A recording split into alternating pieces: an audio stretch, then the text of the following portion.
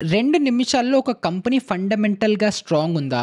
లేకపోతే వీక్ ఉందా? అని చెప్పి మొత్తం యాన్యుయల్ రిపోర్ట్‌లు, లేకపోతే క్యాష్ ఫ్లో స్టేట్‌మెంట్‌లు, బ్యాలెన్స్ షీట్‌లు, లేకపోతే పీఎన్ఎల్ స్టేట్‌మెంట్‌లు ఇలాంటివన్నీ ఏవి కాకుండా సింపుల్‌గా ఒక 10 మెట్రిక్స్, 10 పారామీటర్లు లేదా 10 రేషియోస్ లేదా ఒక 10 వాల్యూస్ చూసి ఈ ఒక్క కంపెనీయే కాదు, ఈ కంపెనీకి ప్రకారంగా లేకపోతే అదే ఇండస్ట్రీలో, అదే సెక్టర్‌లో, అదే పియర్ గ్రూప్‌లో ఉన్న ఇంకొక కంపెనీతో కంపేర్ చేస్తే మనం చూజ్ చేసుకున్న కంపెనీ బాగుందా? లేదా? అని మొత్తం ఒక 360 డిగ్రీ ఒక పర్స్పెక్టివ్, ఒక వ్యూ ఇచ్చే కెపాసిటీ మనకి ఫండమెంటల్ రేషియోస్‌లో అనేది ఉంటుంది. సో, ఇప్పుడు మీరు చాలా సార్లు వినే ఉంటారు. ఒక స్టాక్ సపోజ్ 100లో ట్రేడ్ అవుతుంది అనుకుందాం. ఈ స్టాక్ ఇప్పుడు మార్కెట్ వాల్యుయేషన్ ప్రకారం, మార్కెట్ ఉన్న రేంజ్ ప్రకారము ఇది 100లో ట్రేడ్ అవ్వడం ఎక్స్‌పెన్సివ్‌గా ట్రేడ్ అవుతోంది. ఈ టైంలో ఎంటర్ అవ్వద్దు అని చెప్పి చాలామంది అనలిస్టులు మీకు చెప్పే ఉంటారు కదా! సో, వాళ్ళు అది ఎలా చెప్తున్నారు అనుకుంటున్నారు? వాళ్ళు పీఈ రేషియో అనేది ఒకటి ఉంటుంది. దాన్ని చూసి చెప్తారు. లేదు అనంటే ఒక కంపెనీ సపోజ్ ఏదైనా మూత పడిపోతుంది అనుకుందాం. మూత పడిపోతే కంపెనీ ఇన్వెస్టర్స్ ఎవరైతే ఇన్వెస్ట్ చేశారో వాళ్ళకి ఎంత డబ్బులు ఇన్సాల్వెన్సీలో వస్తుంది అని చెప్పడానికి ప్రైస్ టు బుక్ రేషియో అనేది ఒకటి చూస్తారు. లేదు అనంటే సపోజ్ ఒక కంపెనీ స్టార్టప్ లాంటి కంపెనీ ఏదైనా ఉంది. ఈ మధ్యన చాలా స్టార్టప్స్ మనకి ఐపీఎస్ వస్తున్నాయి కదా! ఇలాంటి కంపెనీస్ బాగా హైగా అప్పు తీసుకొని దాని మీద బిజినెస్ అనేది నడుపుతుంటారు. సో, ఇప్పుడు వీళ్ళు ఈ అప్పు తీర్చడానికి ఎన్ని ఏళ్ళు పడుతుంది అని చెప్పడానికి కూడా ఒక ఫినాన్షియల్ రేషియో ఉంటుంది. సో, మీరు ఏంటంటే ఏదైతే మనకి యాన్యుయల్ స్టేట్మెంట్ 200-300 పేజెస్ ఉంటుందో అది మొత్తం చదవకుండా సింపుల్‌గా ఒక 10-15 ఫండమెంటల్ రేషియోస్ ఉంటాయి. అవి చూసి ఒక కంపెనీ ఏం చేస్తుందో మనం ఈజీగా అర్థం చేసుకుంటూ వాటికి బెటర్‌గా ఇంకా బెటర్ ఆల్టర్‌నేటివ్స్ ఏదైనా వేరే కంపెనీలో ఉన్నాయని చెప్పి మళ్ళీ ఆ కంపెనీలో కూడా మొత్తం యాన్యుయల్ రిపోర్ట్స్ చదవకుండా సింపుల్ ఈ రేషియోస్ చూస్తే సరిపోతుంది. కాబట్టి ఫస్ట్ మీకు ఎపిసోడ్ 35, 36, 37 లాస్ట్ 3 ఎపిసోడ్స్‌లో మనం ఆల్రెడీ బ్యాలెన్స్ షీట్ అవ్వచ్చు, PNL statement, cash flow statements గురించి డీటెయిల్డ్‌గా తెలుసుకున్నాం కదా! సో, ఇప్పుడు మనం దాన్ని ఇంకొంచెం సింప్లిఫై, ఇప్పుడు ఫస్ట్ మనం ఫండమెంటల్స్ స్ట్రాంగ్‌గా చేసేసుకొని ఆ తర్వాత ఈజీగా నేర్చుకోవాలి కదా! సో, మీకు ఆ ఫస్ట్ ఫండమెంటల్ స్ట్రాంగ్ అయిపోయాయి కాబట్టి ఇప్పుడు మీరు ఈజీగా అనలైజ్ చేసే పద్ధతి ఇవాల్టి ఎపిసోడ్‌లో ఎపిసోడ్ 38లో నేర్పిస్తున్నాను. సో, ఎవరైతే ఛానల్‌కి ఫస్ట్ టైం వచ్చేసారో వాళ్ళకి ఇంకా ఇక్కడ ఏం జరుగుతుంది అని అర్థం కాకపోతే ఇక్కడ stock market A to Z రెవల్యూషన్‌ని చేస్తున్నాం మనము. ఇప్పుడు ఎపిసోడ్ 38 వరకు వచ్చేసాం. సో, ఎపిసోడ్ 1 నుంచి 37 వరకు మనము స్టాక్ మార్కెట్ అంటే ఏంటి అని బేసిక్స్ దగ్గర మొదలుపెట్టి ఎఫ్ఎన్ఓ కూడా కంప్లీట్ చేసుకొని ఇప్పుడు ఫండమెంటల్ అనాలిసిస్ సిరీస్‌ని స్టార్ట్ చేస్తున్నాం. సో, మీకు ఇంకా అసలు స్టాక్ మార్కెట్ గురించి ఏం క్లారిటీ లేదు అని అంటే మీకు ఇంట్రెస్ట్ ఉంది అని అనుకుంటే కూడా ఇక్కడ మీకు స్క్రీన్ మీద కనిపిస్తుంది కదా! మొత్తం డీటెయిల్‌గా వీడియోస్ అన్నీ లైన్‌గా పెట్టి ఇక్కడ ఐ కార్డ్‌లో కింద డిస్క్రిప్షన్‌లో ప్లేలిస్ట్ లింక్ ఇచ్చేసాను. సో, దాని మీద క్లిక్ చేసుకున్నారనుకుంటే హ్యాపీగా ప్రాపర్ ఆర్డర్‌లో మీరు నేర్చుకోవచ్చు. లేదా ఇంకెవరికైనా హెల్ప్ అవుతుంది అనుకుంటే వాళ్ళతో కూడా షేర్ చేయండి. అప్పుడు మన ఛానల్‌కి ఎంతో కొంత హెల్ప్ అవుతుంది. కొత్తగా వచ్చిన మీకు ఇంకా నా గురించి తెలియకపోతే నా పేరు నిహాల్. నేను స్టాక్ మార్కెట్‌లో ఒక ఫుల్ టైమ్ ఆప్షన్స్ ట్రేడర్‌ని. అండ్ మీరు చూస్తున్న వీడియోస్‌ని ఇంత మంచిగా ఎడిట్ చేస్తుంది మన ఎడిటర్ బషీర్. సో, కొత్తగా వచ్చిన మీరు ఇంకా రెగ్యులర్‌గా మనల్ని ఫాలో అవుతున్న వ్యూవర్స్ ఏం చేయాలి? కింద కమెంట్ సెక్షన్‌లోకి వెళ్ళిపోండి.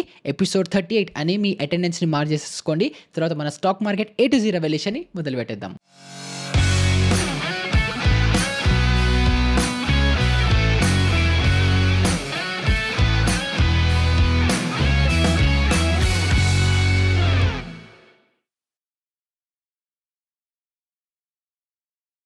సో, మనం ఏ కంపెనీనైనా సరే ఫండమెంటల్ అనాలిసిస్ చెయ్యాలి అనంటే మనం మేజర్‌గా దాన్ని 3 రేషియోస్‌లో అంటే 3 సెగ్మెంట్స్‌లో డివైడ్ చేసుకొని చేసుకోవచ్చు. దీంట్లో ఫస్ట్ సెగ్మెంట్ ఏంటంటే ప్రాఫిటబిలిటీ రేషియోస్. సెకండ్‌ది ఏంటంటే లెవరేజ్ ఇంకా సాల్వెన్సీ రేషియోస్ అని చెప్పుకోవచ్చు. థర్డ్ ఏంటంటే వాల్యుయేషన్ రేషియోస్. సో, ఇప్పుడు ఎప్పుడైతే నేను ఈ 3 సెక్టర్స్ చెప్తానో, ఈ 3 సెగ్మెంట్స్ చెప్తానో ఒక్కొక్క సెగ్మెంట్‌లో మళ్ళీ 5-6 డిఫరెంట్ సబ్ కేటగిరీస్ ఉంటాయి. లేదా సబ్ సెగ్మెంట్స్ ఉంటాయి. లేదా సబ్ సైడ్ హెడింగ్స్ అనుకోండి. ఒక్కొక్క కేటగిరీలో మళ్ళీ డిఫరెంట్ రేషియోస్ అనేవి మనం నేర్చుకోవాలి. సో, మొత్తం అన్ని 3 సెగ్మెంట్లు కలుపుకొని ఒక 10-15 ఫండమెంటల్ రేషియోస్ గనుక మీరు నేర్చుకుంటే అప్పుడు మిమ్మల్ని మీరు ఫండమెంటల్ ఎక్స్‌పర్ట్‌గా కూడా మిమ్మల్ని మీరు పిలుచుకోవచ్చు. ఎందుకంటే మీ సర్కిల్స్‌లో అవ్వచ్చు, ఎక్కడైనా సరే మీరు షో ఆఫ్ కూడా చేసుకోవచ్చు. నాకు వీటి గురించి తెలుసు అని చెప్పుకోవడానికి కూడా ఈ నాలెడ్జ్ అనేది సూపర్‌గా పనిచేస్తుంది. అండ్ అగైన్ నేను ఎప్పుడైతే ఫండమెంటల్ రేషియోస్ అని చెప్తానో సో, అందరూ first PE, PB, dividend yield వీటి గురించి మాట్లాడతారు. ఇవన్నీ ఎక్కడొస్తాయి?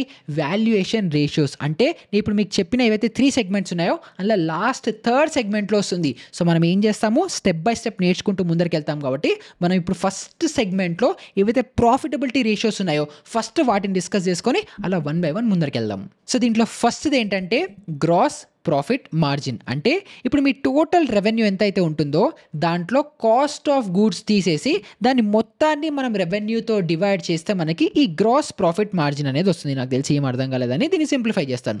సో ఫర్ ఎగ్జాంపుల్ మీరు ఒక అరటిపండు 10 రూపాయలకి కొన్నారనేసి అనుకుందాం. ఈ 10 రూపాయల అరటిపండుని మీరు మార్కెట్లో 15 రూపాయలకి అమ్మేశారు అనుకుందాం. సో మీ బయింగ్ ప్రైస్ ఎంత? 10 రూపీస్కి కొన్నారు. మీ సెల్లింగ్ ప్రైస్ ఎంత? 15 రూపీస్కి అమ్మేశారు.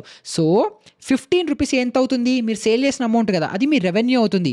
సో 15 రూపీస్ మైనస్ 10 రూపీస్ ఎంతైతే అమౌంట్ వస్తుందో దాన్ని డివైడెడ్ బై 15 చేస్తే ఎంతైతే పర్సెంటేజ్ వాల్యూ వస్తుందో అది మీ గ్రాస్ ప్రాఫిట్ మార్జిన్ అనేది వస్తుంది. అండ్ ఈ కేసులో ఎంత వచ్చింది? అది 33% వచ్చింది. సో ఇక్కడ ఏం జరుగుతోంది? టోటల్ రెవెన్యూ అంటే నేను అరటిపండు 15 రూపాయలకి అమ్మేస్తే దాంట్లో నా కాస్ట్ ఆఫ్ గూడ్స్ ఎంత? నేను అరటిపండు ఎంత పెట్టి కొన్నాను? 10 రూపాయలు కదా. సో అది తీసేసి దాని రెవెన్యూతో డివైడ్ చేస్తే నాకు ఆ గ్రాస్ ప్రాఫిట్ మార్జిన్ అనేది వస్తుంది. అగైన్ ఇది జస్ట్ మన గూడ్స్ కాస్ట్ ఒక్కటే. దీంట్లో మళ్ళీ మనకి లేబర్ కాస్ట్ అవ్వచ్చు, ఎంప్లాయ్మెంట్ కాస్ట్ అవ్వచ్చు, ఎలక్ట్రిసిటీ కాస్ట్ అవ్వచ్చు, ఇవన్నీ లేదు. జస్ట్ రా మెటీరియల్ కాస్ట్ ఎంతైతే పడిందో దాన్ని తీసేస్తే వచ్చే ప్రాఫిట్ మార్జినే మనం గ్రాస్ ప్రాఫిట్ మార్జిన్ అనేసి అంటాము. సో ఇప్పుడు మనం లాస్ట్ ఎగ్జాంపుల్లో మహీంద్రా అండ్ మహీంద్రా గురించి డిస్కస్ చేసుకున్నాం కదా. సో ఇప్పుడు అదే ఎగ్జాంపుల్లో తీసుకుంటే ఏంటి? ఇప్పుడు ఒక కార్ మ్యానుఫ్యాక్చర్ చేయడానికి రా మెటీరియల్ కాస్ట్ ఎంత అయిందో దాంట్లో తీసేస్తే వీళ్ళకి గ్రాస్ ప్రాఫిట్ మార్జిన్ వస్తుంది. ఇప్పుడు ఇందులో శాలరీస్, లేకపోతే ఎలక్ట్రిసిటీలు, ఇన్ఫ్రాస్ట్రక్చర్ ఇవన్నీ ఉంటాయి కదా, ఇవన్నీ కూడా తీసేస్తే వచ్చేది ఏంటి? ఎబిట్టా. అదే మన second financial ratio. So first just raw material cost తీసేస్తే మన రెవెన్యూలోంచి వచ్చిన అమౌంట్ ఏంటి? మనకి గ్రాస్ ప్రాఫిట్ మార్జిన్. ఇప్పుడు దీంట్లో మనకి అసెట్స్లో ఉండే డిప్రిసియేషన్ అవ్వచ్చు, శాలరీ లేబర్లు అవ్వచ్చు, ఎలక్ట్రిసిటీ కాస్ట్లు అవ్వచ్చు, అవి అన్నీ అంటే ఇంకా ట్యాక్స్ కట్టలేదు. ట్యాక్స్ కట్టక ముందు మొత్తం ఎక్స్పెన్సెస్ అన్నీ తీసేస్తే వచ్చిన అమౌంట్ ఏదైతే ఉంటుందో, వాల్యూ ఏదైతే ఉంటుందో దాన్ని మనం ఎబిట్టా అంటుంటాము. మీరు షార్క్ ట్యాంక్లో కూడా చాలాసార్లు వినుంటాం కదా. సో ఆ ఎబిట్టా పాజిటివ్లో ఉంటే నా company before tax EBITDA positive ఉంది అని చెప్పుకుంటారు. ఒకవేళ మొత్తం రా మెటీరియల్ కాస్ట్ వెళ్ళిపోయింది, తర్వాత శాలరీస్, ఈ ఫిక్స్డ్ కాస్ట్లు అవి అన్నీ వెళ్ళిపోయిన తర్వాత కంపెనీ లాస్లోకి వెళ్ళింది అనుకోండి, అప్పుడు నా ఎబిట్టా నెగిటివ్ ఉంది అని చెప్పి మనకి ఒక కంపెనీ యొక్క బ్యాలెన్స్ షీట్లోనో క్యాష్ ఫ్లో స్టేట్మెంట్స్లోనో మనకి కనిపిస్తుంది. తర్వాత దీంట్లో ఇంకొక లేయర్ యాడ్ చేశారనుకోండి, అప్పుడు మీకు ప్యాట్ అనేది వస్తుంది. ప్యాట్ అంటే ఏంటి? Profit after tax. So first లేయర్లో మనం ఏం చేసాము? Raw material cost తీసేసాము. తర్వాత ఏం చేసాము? ఎంప్లాయ్మెంట్ కాస్ట్, ఫిక్స్డ్ కాస్ట్లు, అవన్నీ డిప్రిసియేషన్లు అవి అన్నీ తీసేసిన తర్వాత మనం నెట్ ఇన్కమ్, నా నెట్ ప్రాఫిట్ ఇంత అని మనం చూపించుకుంటాం కదా. ఆ ప్రాఫిట్ చూపించుకున్న తర్వాత దాని మీద మనం మళ్ళీ ఇన్కమ్ ట్యాక్స్ కట్టాలి. సో ఎంతైతే ట్యాక్స్ ల్యాబ్ ప్రకారం ఏదైతే ఉంటుందో మొత్తం ట్యాక్స్ కట్టేసిన తర్వాత ఏదైతే కంపెనీకి నెట్ చేతిలో డబ్బులు మిగులుతాయో, యాక్చువల్ ప్రాఫిట్ దాంతో వాళ్ళు ఏదైనా చేసుకోవచ్చు అన్న ఏదైతే ప్రాఫిట్ మిగులుతుందో దాన్ని మనము పిఏటి, ప్రాఫిట్ ఆఫ్టర్ ట్యాక్స్ అని మనకు కనిపిస్తుంది. అండ్ ఈ ప్రాఫిట్ ఆఫ్టర్ ట్యాక్స్కి కూడా ఒక మార్జిన్, ఒక వాల్యూ అనేది ఉంటుంది. దాన్ని ఏం చేస్తారు? పిఏటి, profit after tax divided by total revenue చేస్తే మనకు ఒక పర్సెంటేజ్ వస్తుంది. సో ఆ పర్సెంటేజ్ చూస్తే మనకు అర్థమైపోతుంది కంపెనీ ఎంత ఫాస్ట్గా గ్రో అవుతుంది, ఎంత గ్రో అవుతున్నప్పటికీ దాంట్లో ప్రాఫిట్ ఎంత మిగిలించుకుంటుంది అని చెప్పి జస్ట్ మనం ఈ ప్యాట్ చూసి చెప్పేయచ్చు. సపోజ్ ఒక కంపెనీ 1,00,000 రూపాయల వరకు సామాన్లు అమ్ముతోంది, కానీ ఆ కంపెనీకి జస్ట్ ఫైనల్గా ఒక 1,000 రూపాయలే ప్రాఫిట్ వస్తుంది అనేసి అనుకుందాం. మొత్తం అన్ని ట్యాక్స్లు అన్నీ పోయిన తర్వాత ప్రాఫిట్ 1,000 రూపాయలు మిగులుతుంది అనేసి అనుకుందాం. సో అప్పుడు ఈ కంపెనీ యొక్క ప్యాట్ ఎంత అవుతుంది? ప్యాట్ మార్జిన్ ఎంత అవుతుంది? 1% అవుతుంది. అంటే ఏంటి? కంపెనీ 1% చేతిలో మిగిలించుకుంటోంది. సో కంపెనీ అంత హైలీ ప్రాఫిటబుల్ కంపెనీ కాదు అని చెప్పి మనకి జస్ట్ ప్యాట్ వాల్యూ చూసే చెప్పచ్చు. ఇప్పుడు ఈ ప్యాట్ వాల్యూ ఎందుకు ఇంత తక్కువ ఉంది అని తెలుసుకోవడానికి మీరు మళ్ళీ బ్యాలెన్స్ షీట్లు, పిఎన్ఎల్ స్టేట్మెంట్లు, క్యాష్ ఫ్లో స్టేట్మెంట్లు, యాన్యువల్ రిపోర్ట్లు ఇవన్నీ చూసుకోవచ్చు. కానీ ఒక గ్లాన్స్లో కంపెనీ ప్రాఫిటబులా కాదా, ప్రాఫిటబుల్ ఉంటే చేతిలో డబ్బులు ఎంత మిగులుతున్నాయి అని చెప్పి మనము ఈ ప్యాట్ మార్జిన్ చూసి కూడా మనం అర్థం చేసుకోవచ్చు. తర్వాత వచ్చే రేషియో ఏంటంటే రిటర్న్ ఆన్ ఈక్విటీ లేదా ఆర్ఓఈ అని పిలుస్తుంటాము. సో ఇది ఎలా క్యాలిక్యులేట్ చేస్తారు అని అంటే మనకి ఏదైతే ప్యాట్ వాల్యూ ఉందో దాన్ని షేర్ హోల్డర్స్ ఈక్విటీతో డివైడ్ చేసి వచ్చే రేషియో, వచ్చే వాల్యూతో బట్టి మనం ఒక కంపెనీలో 100 రూపాయలు ఇన్వెస్ట్మెంట్స్ చేస్తే ఆ ఇన్వెస్ట్మెంట్ మీద కంపెనీ ఎంత ప్రాఫిట్ జనరేట్ చేయగలుగుతుంది అని మనకి ఈ ఆర్ఓఈ ద్వారా తెలుస్తుంది. సో ఫర్ ఎగ్జాంపుల్ మీకు ఒక సింపుల్ ఎగ్జాంపుల్ ఇస్తే, సపోజ్ మీరు మేబీ రిలయన్స్ లాంటి కంపెనీకి ఒక 1,000 రూపీస్ మీరు ఇన్వెస్ట్ చేశారనేసి అనుకుందాం. ఈ 1,000 రూపీస్ని రిలయన్స్ కంపెనీ వాళ్ళ బిజినెస్ ఎక్స్పాన్షన్ కోసం అవచ్చు, గ్రోత్ కోసం అవచ్చు, దేనికైనా సరే వాళ్ళు ఇన్వెస్ట్ చేసి కంపెనీ లెవెల్లో ఎంత ప్రాఫిట్ జనరేట్ చేయగలుగుతున్నారు రెవెన్యూ మీద అని చెప్పి మనకి ఈ ఆర్ఓఈ అనేది చెప్తుంది. అండ్ ఆర్ఓఈలో చాలామంది కన్ఫ్యూజ్ అయ్యేది ఎక్కడ అనంటే షేర్ వాల్యూ పెరిగితే నా ఆర్ఓఈ పెరుగుతుంది అనేసి అనుకుంటారు. అది కాదు, షేర్ వాల్యూ ఎప్పుడు కూడా మార్కెట్లో, స్టాక్ మార్కెట్లో డిమాండ్ అండ్ సప్లై వల్ల పెరుగుతూ తగ్గుతూ ఉంటుంది. కానీ ఆర్ఓఈ ఏంటి అని అంటే మీరు ఒక కంపెనీలో ఇన్వెస్ట్ చేసిన డబ్బులు ఆ కంపెనీ యూజ్ చేసుకొని దాని మీద ఎంత రిటర్న్స్ జనరేట్ చేస్తుందని మనకి ఆర్ఓఈ ద్వారా తెలుస్తుంది. సో మీరు సింపుల్గా ఆన్ హోలిస్టిక్ లెవెల్లో చూసుకుంటే ఇప్పుడు మీరు మార్కెట్లో, సెకండరీ మార్కెట్లో ట్రేడ్ ఏదైతే క్యాపిటల్తో చేస్తారో ఆ అమౌంట్ డైరెక్ట్ కంపెనీకి ఎప్పుడు వెళ్ళదు. జస్ట్ మీరు ఒక దగ్గర ఇన్వెస్ట్ చేస్తారు, ఇంకొక దగ్గరికి వెళ్తుంది, అలా అటు ఇటు మారుతూ ఉంటుంది. కాబట్టి ఆర్ఓఈ ఎప్పుడు కూడా మోస్ట్లీ ఐపీఓ ప్రాసెస్ త్రూ ఎవరైతే ఇన్వెస్ట్మెంట్స్ చేస్తారో ఆ క్యాపిటల్ ఎక్కడ యూజ్ అవుతుంది, ఎక్కడ యూజ్ అవ్వట్లేదు అని మనము ఈ ఆర్ఓఈ వాల్యూతో జడ్జ్ చేయొచ్చు. సో ఆర్ఓఈ ఒక కంపెనీ మంచిగా ఉంది అని అంటే కంపెనీ కన్సిస్టెంట్గా గ్రో అవుతుంది, డబ్బులు ఎవరైతే ఇన్వెస్టర్స్ ఆ కంపెనీలో ఇన్వెస్ట్ చేస్తున్నారో వాళ్ళ డబ్బుల్ని ప్రాపర్గా ఇన్వెస్ట్ చేసి కంపెనీ గ్రోత్ చేయగలుగుతుంది అని చెప్పి కాన్ఫిడెన్స్ మనకి ఈ రిటర్న్ ఆన్ ఈక్విటీ వాల్యూ చూసి మనం చెప్పొచ్చు. సో దానికోసం ఇది చూడడం చాలా ఇంపార్టెంట్. సో ఈ ఆర్ఓఈకి చాలా రిలేటెడ్గానే ఆర్ఓసిఈ అని ఉంటుంది, అంటే రిటర్న్ ఆన్ క్యాపిటల్ ఎంప్లాయిడ్ అని ఉంటుంది.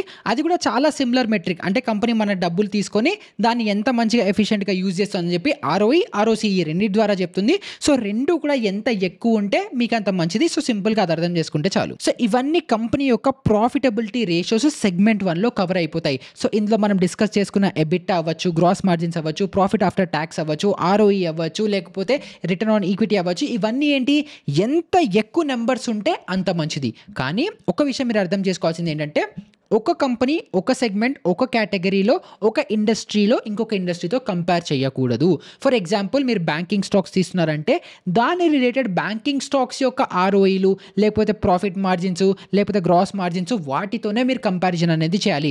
ఇప్పుడు సపోజ్ మీరు బ్యాంకింగ్ స్టాక్స్ని, ఫార్మా స్టాక్స్ని కంపేర్ చేసుకుంటూ ఫార్మా స్టాక్స్కి ఎక్కువ ఉంది, బ్యాంకింగ్ స్టాక్స్కి తక్కువ ఉంది అని చెప్పడానికి వీలేదు.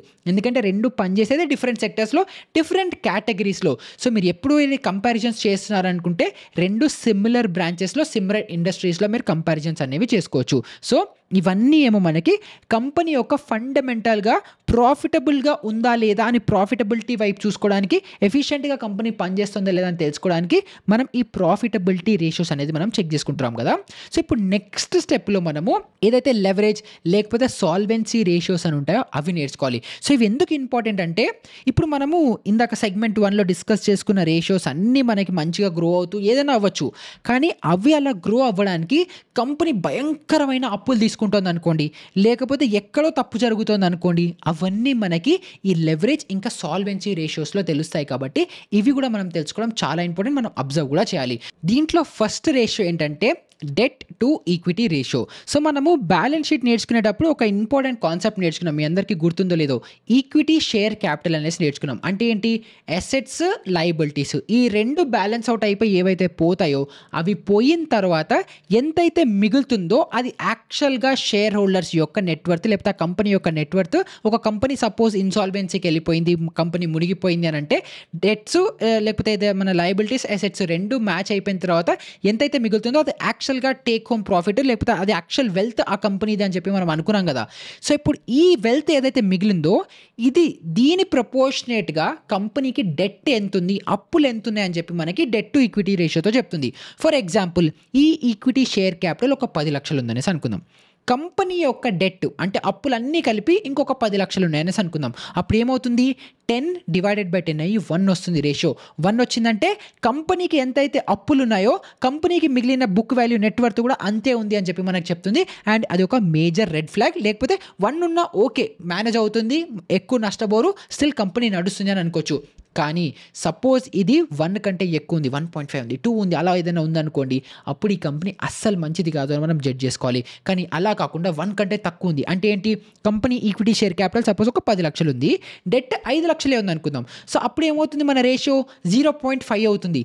సో ఏదైతే 1 కంటే తక్కువ ఉందో ఆ కంపెనీకి ఏవైతే ఈక్విటీ షేర్ క్యాపిటల్ ఉంటుందో, ఏదైతే కంపెనీ యాక్చువల్ నెట్వర్త్ ఉందో, ఏదైతే కంపెనీ యాక్చువల్ డబ్బులు ఉన్నాయో దానికంటే కంపెనీ యొక్క అప్పులు తక్కువ ఉన్నాయి. కాబట్టి అదొక గ్రీన్ ఫ్లాగ్గా మనం తీసుకోవాలి. సో ఒక కంపెనీకి ఎప్పుడైతే డెట్ టు ఈక్విటీ రేషియో చూస్తుంటారో 1 కంటే తక్కువ ఉండేలాంటి కంపెనీస్ ఎప్పుడు కూడా కొంచెం స్ట్రాంగ్ అని చెప్పి మనం అనలైజ్ చేసుకోవచ్చు. తర్వాత నెక్స్ట్ ఇంపార్టెంట్ రేషియో వచ్చేసి net debt to EBITDA ratio. So ఇది ఏం చెప్తుందంటే ఇప్పుడు సపోజ్ కంపెనీకి ఒక 10 లక్షల రూపాయలు అప్పు ఉంది అనుకుందాం. 10,00,000 అప్పు ఉంది. కంపెనీ ఈక్విటీ షేర్ క్యాపిటల్ 1,00,000 2,00,000 ఉందనేసి అనుకుందాం. ఈ 1,00,000 2,00,000 ఉండి మళ్ళీ దాని తర్వాత కంపెనీ యొక్క ప్రాఫిట్ ప్రతి ఏడాది ₹1,00,000 ప్రాఫిట్ చేస్తుంది అనేసి అనుకుందాం. సో ఇలాంటి సినారియోలో కంపెనీ ప్రాఫిటబుల్ అవ్వాలి అని అంటే కంపెనీ ఎన్ని రోజులు వేర్ అన్ని కాన్స్టెంట్గా ఉండి ఇదే ప్రాఫిటబిలిటీ కంటిన్యూ అవుతే కంపెనీకి ఉండే అప్పులు తీరిపోవడానికి ఎన్ని ఏళ్ళు పడుతుంది అని చెప్పే మనకి ఈ రేషియో ఏదైతే ఉంటుందో అదే మనకి debt to equity EBITDA ratio అనేది ఉంటుంది. సో ఈ వాల్యూ ఎంత తక్కువ ఉంటే అంత మంచిది, ఎందుకంటే కంపెనీ అంత ఫాస్ట్గా అప్పులు తీర్చుకోగలుగుతోంది అని చెప్పి మనకి ఈ వాల్యూ చెప్తుంది. సో దీని మీద కూడా దృష్టి పెట్టాలి. తర్వాత నెక్స్ట్ వచ్చే రేషియో ఏంటంటే ఇంట్రెస్ట్ కవరేజ్ రేషియో. సో ఇదేం చెప్తుందంటే ఏదైతే మనకి ఎబిటా వాల్యూ వస్తుందో దాన్ని ఇంట్రెస్ట్ కాంపోనెంట్ మీద డివిజన్ అనేది జరుగుతుంది. ఫర్ ఎగ్జాంపుల్ ఇప్పుడు మీరు కంపెనీకి ఒక ₹50,000 లేదా మీదే ఎగ్జాంపుల్ తీసుకుందాం, మీ శాలరీ ఒక 50,000 ఉందనేసి అనుకుందాం. మీరు ఎవ్రీ మంత్ ఒక ₹10,000 ఈఎంఐ పే చేయాలనుకుందాం, ఇంట్రెస్ట్ ప్లస్ ఈఎంఐ ఏదైతే ఉంటుందో అది పే చేయాలని అనుకుందాం. సో ఇక్కడ మీరేంటి, మీకు ఉన్న శాలరీకి ఏదైతే 50,000 ఉందో అది మీరు పే చేయాల్సిన అమౌంట్ కంటే 5 times ఎక్కువ ఉంది. సో మీరేంటి, ఫర్ ఎగ్జాంపుల్ ఇప్పుడు నెక్స్ట్ మంత్ ఎప్పుడప్పుడు శాలరీ రాకపోయినప్పటికీ కూడా ఆ నెక్స్ట్ మంత్ వచ్చే ఇంట్రెస్ట్ పేమెంట్ మీరు కవర్ చేసుకోగలుగుతారు, ఈఎంఐ పే చేయగలుగుతారు అని చెప్పి మీకు వచ్చే అడిషనల్ మీ శాలరీ ఎక్కువ ఉంది కాబట్టి మీకు ఇక్కడ అర్థమవుతుంది కదా. సో అదే విధంగా ఒక కంపెనీకి ఎంతైతే ఇంట్రెస్ట్ పేమెంట్స్ అమౌంట్స్ చేస్తుందో దానికంటే కంపెనీ ప్రాఫిట్స్ ఎంత సంపాదిస్తుంది అని చెప్పి మనకి ఈ రేషియో అనేది చెప్తుంది. అండ్ ఇది ఎప్పుడూ కూడా ఎంత ఎక్కువ ఉంటే అంత మంచిది. ఎందుకు అనంటే ఇప్పుడు ఫర్ ఎగ్జాంపుల్ కంపెనీ ఒక 1,000 కోట్లు ప్రాఫిట్ చేస్తుంది అనేసి అనుకుందాం, వీళ్ళ ఇంట్రెస్ట్ పేమెంట్స్ కూడా 1,000 కోట్లు అనుకుందాం. సో అప్పుడు మనకి వాల్యూ ఎంత వస్తుంది, రేషియో ఎంత వస్తుంది, 1 వస్తుంది. సో 1 వచ్చిందంటే next month for any reason కంపెనీకి ఏదైనా ప్రాబ్లం వచ్చింది అని అంటే కంపెనీ అప్పుల్ని పే చేయలేదు, అప్పుడు డిఫాల్ట్ అనేది అయిపోతుంది. సో ఎప్పుడు కూడా కంపెనీకి అప్పులు ఉండడంలో ప్రాబ్లం లేదు, కానీ ఆ అప్పులు కరెక్ట్ టైంకి తీరుస్తుందా, ఎంతైతే అప్పు తీసుకుంటుందో దాని మీద 2x 3x 4x 5x profit generate చేసుకోగలుగుతుందా లేదా అని చెప్పి మనకి ఈ రేషియోలో తెలుస్తుంది. ఇంకా మన ఈ లెవరేజ్ ఇంకా సాల్వెన్సీ కేటగిరీలో లాస్ట్ వచ్చే రేషియో ఏంటో తెలుసా, debt divided by capital employed. అంటే ఇప్పుడు మొత్తం టోటల్ కంపెనీలో మనం ఓ టోటల్ ఫండింగ్ ఉంటుంది కదా, అది 100 కోట్లు అవ్వచ్చు, 1000 కోట్లు అవ్వచ్చు, 1,00,000 కోట్లు అవ్వచ్చు, ఎంతైనా అవ్వచ్చు. ఎంతైతే ఫండింగ్ ఉంటుందో ఆ ఫండింగ్లో ఈక్విటీ షేర్ క్యాపిటల్ నుంచి ఎంత కాంట్రిబ్యూషన్ ఉంది, డెట్ నుంచి ఎంత కాంట్రిబ్యూషన్ ఉంది అని మనకి ఈ పర్సెంటేజ్ అనేది చెప్తుంది. ఇప్పుడు ఫర్ ఎగ్జాంపుల్ ఒక కంపెనీకి ఒక ₹50,000 వరకు ఫండింగ్ ఉంది అనేసి అనుకుందాం. సో ఇప్పుడు దీంట్లో ఒక 10% ఈక్విటీ షేర్ క్యాపిటల్ ఉంది, మిగతా మొత్తం 90% అమౌంట్ ఏదైతే ఉందో ఈ 90% కూడా మనకి అప్పుల ద్వారా వచ్చిందనేసి అనుకుందాం. అంటే ఏంటి, మొత్తం ఈ 50 లక్షల్లో 5 lakhs ఏమో ఈక్విటీ షేర్ క్యాపిటల్ ఏదైతే ఫౌండర్స్ ఉంటారో వాళ్ళ డబ్బులు ఉన్నాయి, మిగతా 45 lakhs మొత్తం కూడా అప్పుల ద్వారా వచ్చింది అనుకోండి.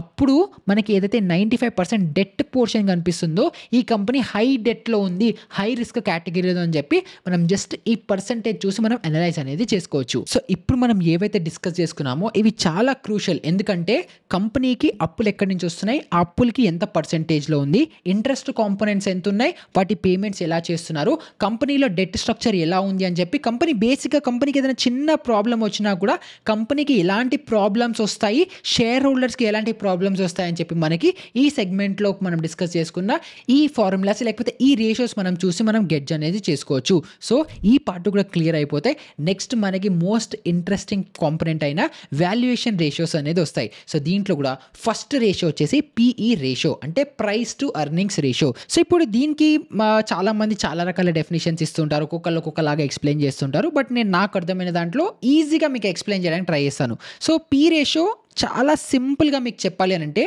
ఒక కంపెనీలో మీరు ₹1 ప్రాఫిట్ జనరేట్ చేయడానికి, అంటే ఆ కంపెనీ షేర్ వాల్యూ ఎంతైనా ఉండనియచ్చు, 1000 అవ్వచ్చు, 2000 అవ్వచ్చు, ఎంతైనా అవ్వచ్చు, షేర్ ప్రైస్ మార్కెట్ వాల్యూలో ఎంత ఉందో అని పక్కన పెడితే ఒక కంపెనీలో నేను ₹1 ప్రాఫిట్ సంపాదించడానికి నేను ఎన్ని టైమ్స్ ఎక్కువ రేట్ ఇచ్చుకోవడానికి రెడీగా ఉన్నాను అని చెప్పి మనకి పి రేషియో చెప్తుంది. ఫర్ ఎగ్జాంపుల్ ఇప్పుడు ఒక కంపెనీ యొక్క పిఈ వాల్యూ 100 ఉందనుకుందాం. సో నేను ఆ కంపెనీలో ఆ షేర్ ప్రైస్ ఎంతైతే ఉందో అంత ఇన్వెస్ట్ చేస్తే నేను ₹100 ఇన్వెస్ట్ చేస్తే దాని మీద నాకు ప్రాఫిట్ ₹1 వస్తుంది అనేసి అర్థం. సో పిఈ వాల్యూ ఎంత ఎక్కువ ఉంటే నాకు ఆ కంపెనీ గ్రోత్లో ప్రాఫిట్ అనేది అంత తక్కువ ఉంటుంది అనేసి అర్థము. అగైన్ ఇది ఒక్కొక్క ఇండస్ట్రీకి ఒక్కొక్క వాల్యుయేషన్ బట్టి మారుతూ ఉంటుంది. అగైన్ ఇప్పుడు నేను ఎప్పుడైతే చెప్తున్నానో కంపెనీ షేర్ ప్రైస్ మూవ్మెంట్తో కాదు, కంపెనీ యాక్చువల్ వాల్యుయేషన్లో, కంపెనీ గ్రోత్లో, కంపెనీ ఇచ్చే ప్రాఫిట్స్లో, కంపెనీ వచ్చే ఎర్నింగ్స్లో నాకు ప్రాఫిట్ ఎంత వస్తుంది అని చెప్పి మనకి ఈ పి రేషియో చెప్తుంది. అగైన్ మీరు హై పి రేషియో రిజర్వ్స్లో ఉండి డిమాండ్ అండ్ సప్లై వల్ల స్టాక్స్ ర్యాలీ అయిపోయి కంటిన్యూస్గా షూట్ అయిపోయింది అనుకోండి, అప్పుడు మీకు డెఫినెట్లీ ప్రైస్ ఏదైతే స్టాక్ ప్రైస్ డిఫరెన్స్లో ఉంటుందో దాంట్లో మీరు ప్రాఫిట్ అనేది చేసుకుంటారు ప్రైస్ మూమెంట్లో. కానీ actual company core fundamental value ఏదైతే ఉంటుందో దానికోసం ఆ కంపెనీ చేసుకునే ప్రాఫిట్స్లో మీకు ఎంత ప్రాఫిట్ వస్తుంది, ఈ కంపెనీ ఇన్వెస్ట్ చేసే డబ్బుల్లో మీకు ఎంత రిటర్న్స్ వస్తాయని చెప్పి మనకి ఈ పీ రేషియో ద్వారా తెలుస్తుంది. సో కంపెనీ పీ రేషియో 20 ఉంది అని అంటే మీరు 1 రూపీకి 20 రూపీస్ పే చేస్తున్నారు. పీ రేషియో 500 ఉందంటే 500 రూపాయలు ఇన్వెస్ట్ చేస్తున్నారు మీరు ఆ కంపెనీలోంచి రూపాయి ప్రాఫిట్ చేసుకోవడానికి అని చెప్పి మనకి పీ రేషియో చెప్తుంది. అగైన్ ఈ పీ రేషియో కూడా పీబీ రేషియో ఇప్పుడు ఏవైతే డిస్కస్ చేస్తామో ఇవన్నీ కూడా sector to sector, industry to industry మారిపోతాయి. కాబట్టి మీరు ఏ ఇండస్ట్రీ స్టాక్ని అయితే తీసుకున్నారో అదే ఇండస్ట్రీ స్టాక్తో కంపారిజన్ అనేది చేసుకోవాలి. తర్వాత నెక్స్ట్ వచ్చే వాల్యూ పీబీ రేషియో. సో ఇదేంటంటే price to book value, price to book ratio ఇవన్నీ అనేసి ఉంటుంటారు. సో ఇది ఏంటంటే కంపెనీకి ఒక బుక్ వాల్యూ అనేది ఉంటుంది. అంటే కంపెనీ యొక్క అసెట్స్, లయబిలిటీస్ ఇవన్నిటిని మనం క్యాలిక్యులేట్ చేసుకొని ఈ కంపెనీ యొక్క నెట్వర్త్ ఇంత, కంపెనీ యొక్క వాల్యూ ఇంత, ఫండమెంటల్ వాల్యూ ఇంత అని మనం చెప్తాం. సో ఫర్ ఎగ్జాంపుల్ ఒక కంపెనీ యొక్క ఫండమెంటల్ వాల్యూ మొత్తం ఇవన్నీ క్యాలిక్యులేట్ చేసి షేర్ వాల్యూ 100 రూపీస్ ఉండాలి అని చెప్పి మనం డిసైడ్ చేసేసాను అనుకుందాం. కానీ ఇప్పుడు బయట మార్కెట్లో ఇదే స్టాక్ 150 రూపీస్కి ట్రేడ్ అవుతుంది అనేసి అనుకుందాం, 200 రూపీస్కి ట్రేడ్ అవుతుంది అనేసి అనుకుందాం. సో ఈ కంపెనీ యొక్క ఫండమెంటల్ బుక్ వాల్యూ కంటే కూడా ఈ షేర్ ప్రైస్ ఎంత ఎక్కువలో పెరుగుతుంది, ఎంత తక్కువలో ట్రేడ్ అవుతుంది అని చెప్పి మనకి ఈ ప్రైస్ టు బుక్ రేషియో లేదా పీబీ వాల్యూతో తెలుస్తుంది. సో ఇప్పుడు దీనికి సింపుల్ ఎగ్జాంపుల్ మీకు ఇవ్వాలి అని అంటే, ఇప్పుడు రీసెంట్గా ఎప్పుడైతే సిల్వర్ బాగా మంచి భూమిలో ఉందో, పెరుగుతూనే ఉందో, అప్పుడు ప్రతి ఒక్కళ్ళు సిల్వర్లో ఇన్వెస్ట్ చేయాలి, సిల్వర్లో ఇన్వెస్ట్ చేయాలని చెప్పి చాలామంది హడావుడి చేశారు. సో అక్కడ ఏం జరిగింది, సిల్వర్ యొక్క ఫండమెంటల్ వాల్యూ ఒకటే ఉండొచ్చు, కానీ డిమాండ్ సప్లై వల్ల మీరు ఎప్పుడైతే రీటైల్ స్టోర్కి వెళ్తారో అక్కడ సిల్వర్ రేట్ 1,00,000 ఉంటే వీళ్ళు 1,10,000, 1,15,000, 1,20,000కి అమ్ముకుంటున్నారు. పాయింట్లెస్ కదా, ఎందుకంటే ఒక పాయింట్ తర్వాత ఈ రెండు ఎప్పుడైతే మ్యాచ్ అవుతాయో అప్పుడు ఎవరైతే 1,20,000 కొన్నారో ఫండమెంటల్ వాల్యూ పెరిగినప్పటికీ కూడా వాళ్ళ షేర్ ప్రైస్ అనేది పెరగదు. ఎందుకంటే మీరు ఆల్రెడీ ఎక్కువ ఇచ్చి పెట్టి కొనుక్కున్నారు. ఏదైతే బేసిక్ అసెట్ వాల్యూ ఏదైతే ఉందో దానికంటే వీళ్ళు ఎక్కువ ఇచ్చి కొనుక్కున్నారు. సో ఆ బేసిక్ అసెట్ వాల్యూ ఎక్కువ ఉందా తక్కువ ఉందా అది లాంగ్ టర్మ్లో అడ్జస్ట్ అవుతుంది. కాబట్టి మీరు ఒక స్టాక్ని ప్రీమియంలో కొంటున్నారా, యాక్చువల్గా మార్కెట్ ఏదైతే కంపెనీ కోర్ ఫండమెంటల్ వాల్యూ కొంటున్నారా లేదా అని చెప్పి మనకి ఈ పీబీ రేషియో ద్వారా తెలుస్తుంది. సో ఈ పీబీ వాల్యూ ఎప్పుడైతే 1, 1.5 లేదా మాక్సిమం 2 వరకు ఉంటుందో అప్పుడు ఆ ప్రైస్ జస్టిఫైడ్ అనేసి అంటారు. దానికంటే ఎక్కువ ఉంటే ప్రైస్ చాలా ఓవర్ వాల్యూ ఉంది అని చెప్పి కంపేర్ చేస్తుంటారు. కానీ అగైన్ ఇది మళ్ళీ సేమ్ డిఫరెంట్, ఇందాక చెప్పినట్టే ఇండస్ట్రీ టు ఇండస్ట్రీ అవ్వచ్చు, కేస్ టు కేస్ మారిపోతుంటాయి. కాబట్టి మీరు ఆ సెగ్మెంట్లో ఆ కేటగిరీస్లోనే కంపేర్ చేయాలి. ఇంకా ఫైనల్గా వచ్చేది డివిడెండ్ ఈల్డ్. సో ఇది ఏంటంటే ఇప్పుడు మీకు అందరికీ తెలుసు కంపెనీస్ డివిడెండ్స్ ఇస్తుంటాయి. సో ఈ డివిడెండ్స్ ఏంటి, కంపెనీ ఒకవేళ ప్రాఫిట్ చేసుకుంది అని అనుకుంటే ఆ ప్రాఫిట్లో ఒక పర్సెంటేజ్ ఆఫ్ షేర్స్ మొత్తం షేర్ హోల్డర్స్కి డివిడెండ్ రూపంలో ఇస్తాయి. అండ్ ఈ డివిడెండ్ కూడా మీకు డైరెక్ట్గా మీ అకౌంట్లో డైరెక్ట్గా క్రెడిట్ అనేది అయిపోతుంది. డీమ్యాట్ అవ్వచ్చు, ట్రేడింగ్ అకౌంట్లో కాకుండా డైరెక్ట్గా మీ సేవింగ్స్ అకౌంట్లో క్రెడిట్ అనేది అవుతుంది మనకి డివిడెండ్ ఈల్డ్. సో ఇదేంటంటే ఇప్పుడు సపోజ్ నేను ఒక కంపెనీలో ₹1,00,000 ఇన్వెస్ట్ చేశాను. కంపెనీ సపోజ్ నాకు ₹10,000 నాకు డివిడెండ్ ఇచ్చింది అని అంటే కంపెనీ యొక్క డివిడెండ్ ఈల్డ్ 10% అనేసి అర్థము. సో కంపెనీలో నేను ఇన్వెస్ట్ చేస్తే స్టాక్ అప్రిసియేషన్ ఎంతైనా ఉండనియండి, అది కాకుండా నాకు కంపెనీ 10% డివిడెండ్ రూపంలో ఇస్తుంది. కాబట్టి డివిడెండ్ పే అవుట్ ఇస్తుంది. కాబట్టి అది కూడా మనం చూసుకుంటే ఒక కంపెనీ డివిడెండ్స్ రెగ్యులర్గా పే అవుట్ చేస్తుంది అనేసి అనుకుందాం, అది కూడా మంచి పర్సెంటేజ్లో పే అవుట్ చేస్తుంది అనేసి అనుకుందాం. అప్పుడు మనం ఏం అర్థం చేసుకోవచ్చు, కంపెనీ అంత ప్రాఫిట్ చేసుకుంటుంది కాబట్టి కంపెనీ గ్రోత్ ఎక్స్పాన్షన్లో అవన్నిటివి ఇన్వెస్ట్మెంట్స్ చేస్తున్నప్పటికీ కూడా ఇంకా డివిడెండ్ పే అవుట్ ఇచ్చే అంత ప్రాఫిట్ మిగులుతోంది. సో అదొక ఫండమెంటలీ స్ట్రాంగ్ కంపెనీ అని చెప్పి కూడా మనకి ఈ డివిడెండ్స్ పే అవుట్ త్రూ మనము అనలైజ్ చేసుకోవచ్చు, జడ్జ్ అనేది చేసుకోవచ్చు. అగైన్ చాలా కంపెనీస్ మనకి డివిడెండ్స్ పే అవుట్స్ అనేవి అన్ని మ్యాక్సిమం రీఇన్వెస్ట్ చేసి స్టాక్ ప్రైస్ అప్రిసియేషన్లో మనకు ఉండేలాగా చూసుకుంటాయి.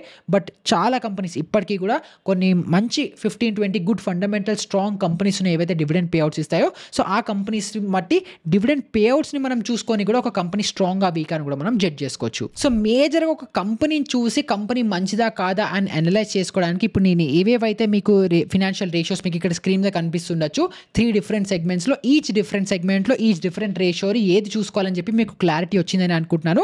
అగైన్ ఇప్పుడు ఇందులో కూడా మీకు చాలా నువాన్సెస్ ఉంటాయి. సో ఇప్పుడు మీరు బ్యాంకింగ్ స్టాక్స్ తీసుకుంటున్నారు అనుకుంటే అందులో పీ రేషియోస్ ఇవన్నిటి కంటే పీబీ రేషియోస్ ఎక్కువ ఇంపార్టెంట్ వస్తాయి.